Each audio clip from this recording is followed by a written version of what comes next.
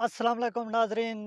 तुसा ने दे पे वे लांग न्यूज़ चैनल। मैं है तुहाडा मेज़बान काशिफ लांग। असां प्रोग्राम किते हेकड़ी काश्तकारी के साथ इहदे नाल असां शदीद गर्मी तो बाद आज कोई मौसम दे विच तब्दीली आई है। उहदे बाद असां अपना होत वाला तहसील जलालपुर पीर वाला दे काश्तकार मलिक तनवीर अहमद लांग कोल पहुंचे हैं। उन्हें दी माशाल्लाह कपाह डिठी से माशाल्लाह दिल खुश थे।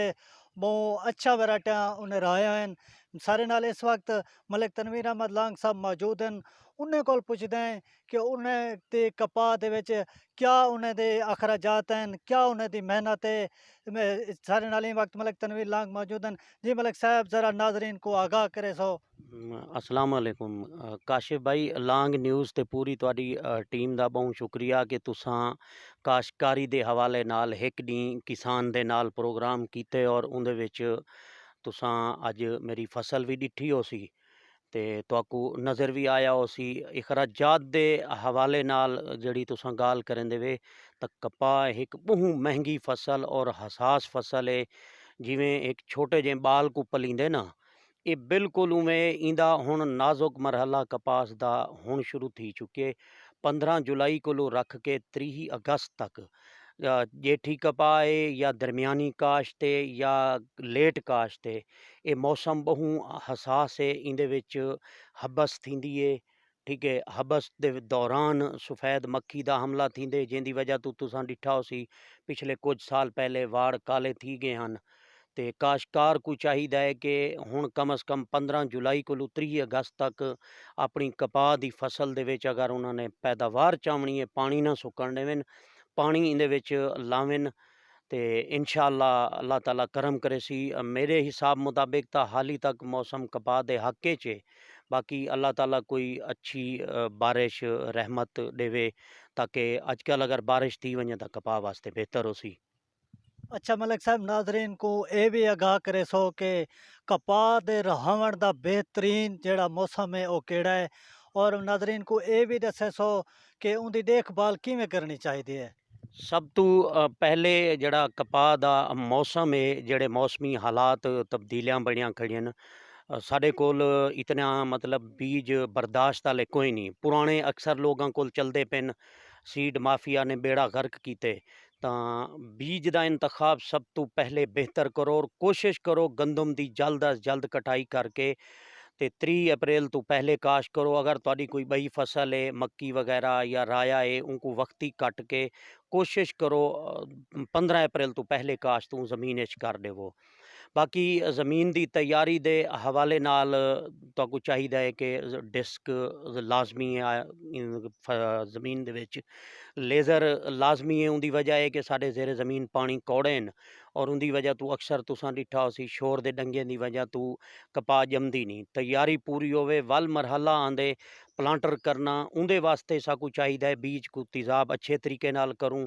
और जेरे असां को प्लांटर नाल काश कर गिनदे से वल एक मरहला आंदे पहला पानी लावण दा उंदे उत्ते पानी ऐसे हिसाब दा लावो कि सेम उत्ते ना चढ़े सेम उत्ते चढ़दे तो गंद थी आंदे गंद वाली स्प्रे अच्छी तो अच्छी कंपनी दी करो और कंपनी अच्छी होवन वड्डी गाल कोई नहीं तुहाडा तरीका स्प्रे करन दा ठीक होवे तुहाडे नफजल छट्टे ठीक होवन क्यों वो ठीक हो सन तो कम अज़ कम तुहाडा कंट्रोल 60 तो 70 डी स्प्रे दे सकदी है और ही दौरान तुसां मुनासिब फास्फोरस दियां खादां या मुख्त पानी इंदी स्पीड लेस होता है वो फसल इतनी जल्दी अगा निकल वेंदी है कि गंद निकलन तो पहले फसल बढ़ोतरी दे अमल च आ वेंदी है। अच्छा मलिक साहब नाजरीन को ये भी दसे सो कि अजकल के जेडे काश्तकार हैं ना वो यूरिया ज़्यादा इस्तेमाल करेंदे पेन जिंदी वजह तो फल फुल भी डांदे पेन। माशाल्लाह तुहारी कपाह दी बहुत अच्छी खड़ी है फल भी कहनी डठा।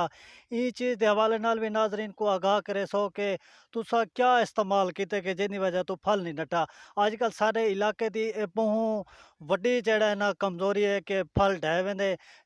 इन तरीके नाल तुसा क्या आखना चाहते हो। इहदे विच सब तो पहले भाईजान ये है कि फल डावण दे मेरे तजर्बे मुताबिक जेरी वजह है असां शुरू तो छिदराई वैरायटी दे हिसाब नाल करूँ क्योंकि बाज़ वैरायटियां होंदियां जेरियां झाड़ वालियां होंदियां उन्हां दा असां दरमियानी वक्फा सही नहीं रखते वाड़ घाटा थींदे उनकी वजह तो अमूमन 7वें 8वें महीने च हबस थींदी है हबस दे दौरान ही जड़ा है मक्खी दा हमला थी वेंदे और इत्तेफाक दी गाल है हूँ दौरान असां यूरिया दा नाइट्रोजन पावन शुरू करेंदे से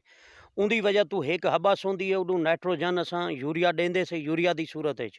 तां उंदी वजह तू मक्खी दा जड़ा है ना अटैक आ वेंदे और जिंदी वजह तू वाड़ काले थीने उंदे वास्ते मेरा मशवरा ये है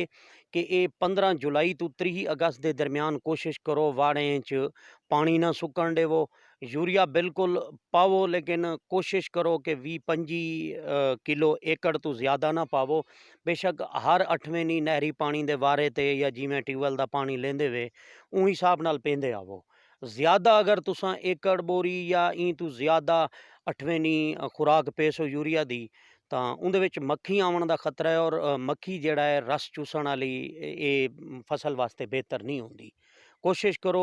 उंदे मुतबादिल तुसां जेड़ा है ना इन्हें जिहाड़ें दे विच गवारा पा देवो नाइट्रोफास पा देवो बेहतर है और पानी ज़्यादा देवो क्योंकि जितना फल चेसी कद करे सी फल चेसी हमेशा वाड़ दा कद होंदे तां उंदा वजन आंदे।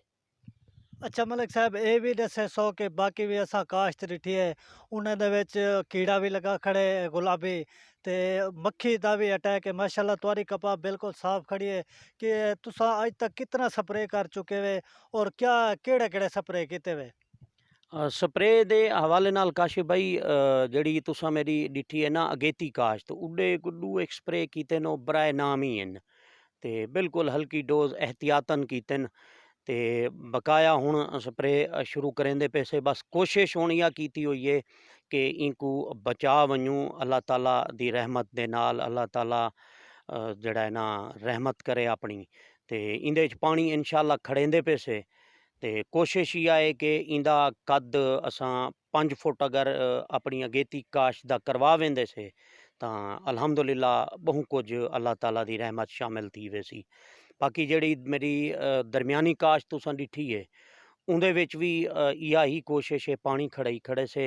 वरायटियां मुख्तलिफ इन हर वरायटी दा फल चवण दा अंदाज अपना है कुछ वरायटियां मुंड कुल्लू फल चेनियन कुछ दियां टहनियां होंदियन कुछ उत्ते आके फल चेनियन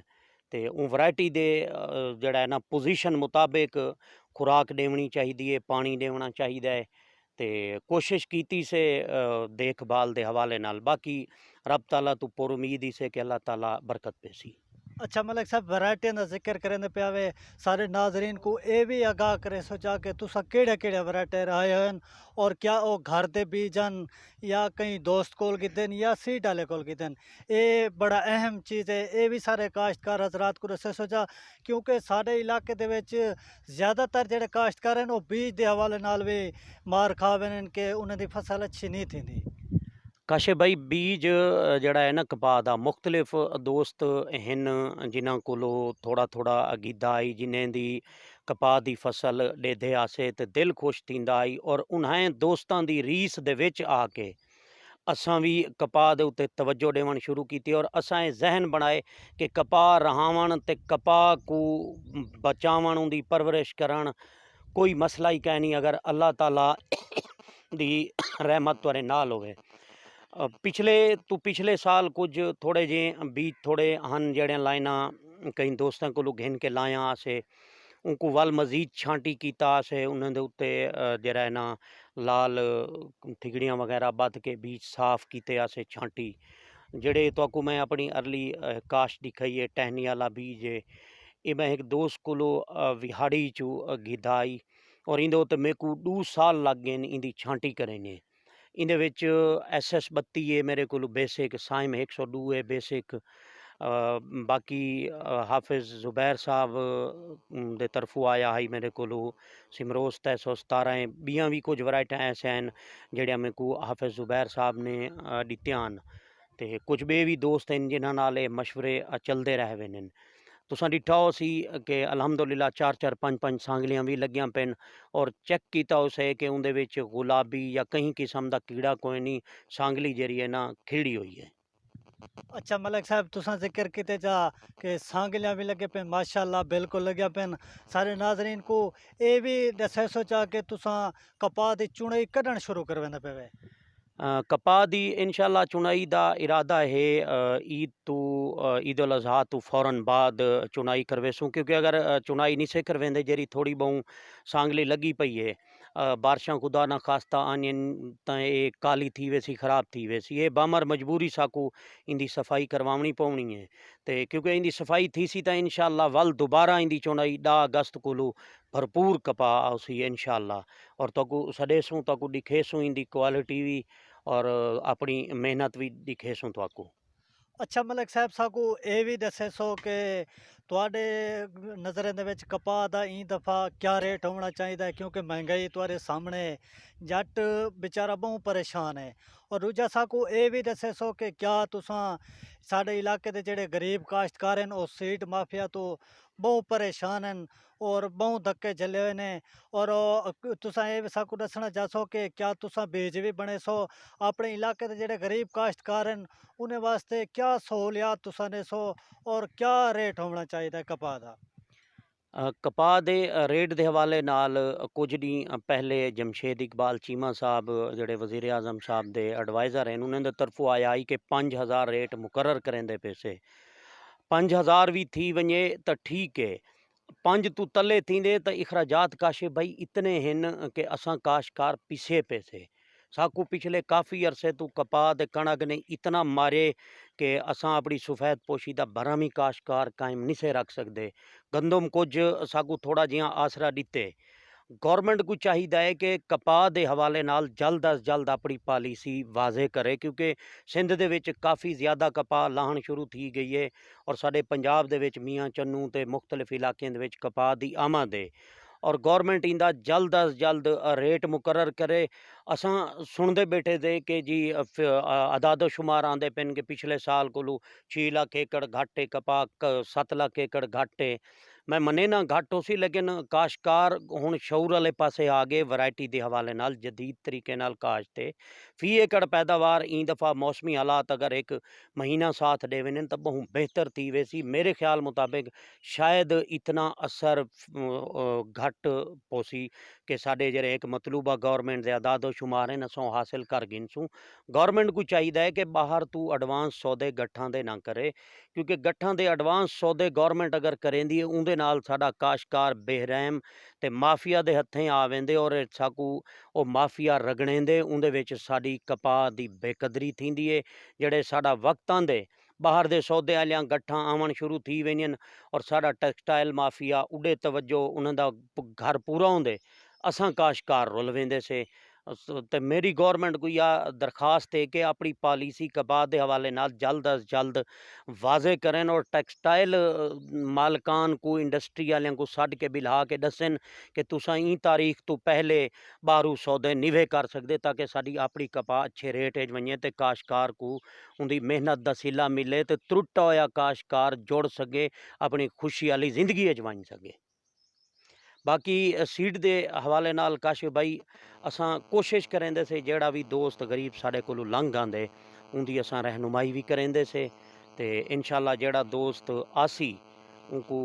बेलौस उनके असां खिदमत भी करे सूं, क्योंकि असां ना सीड कंपनी वाले ही से ना सीड माफिया ही से, असां जट ही से। असां तां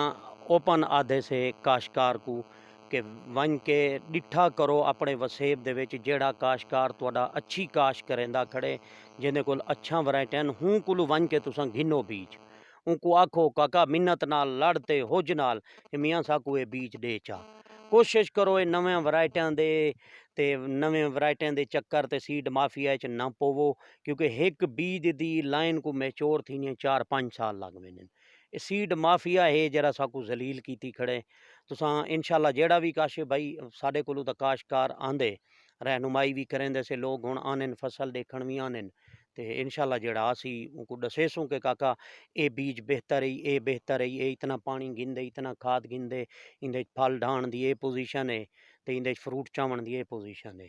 ते बाकी अल्लाह ताला बरकत पावे। 30-35 डी 40 डी कपाह वास्ते बहु अहम हैं। अल्लाह ताला नाल उम्मीदां हैं कि रब ताला हर किसान को खुशां देवे ते फसल च बरकत पावे। जी बिल्कुल, जिमें कि नाजरीन तुसां देते पिया वे साडा चैनल लांग न्यूज़, असां अज दे काश्तकारी के हवाले नाल मौजूद होत वाला तहसील जलालपुर के इलाके च आए अस मलिक तनवीर अहमद लांग कोल जो ई होत वाला ते मिसाली काश्तकार हैं उन्हें दे कोल असां कपाह के बारे हाल अहवाल किते ताकि नाजरीन को भी पता चले कि कपाह को किमें काश्त किया वेंदे किमें बीमारी तो बचाया वेंदे और किमें अच्छी पैदावार चाहिए वेंदी है। अगले प्रोग्राम की ते सा कोई इजाज़त देसो काशिफ लांग को अल्लाह निगहबान।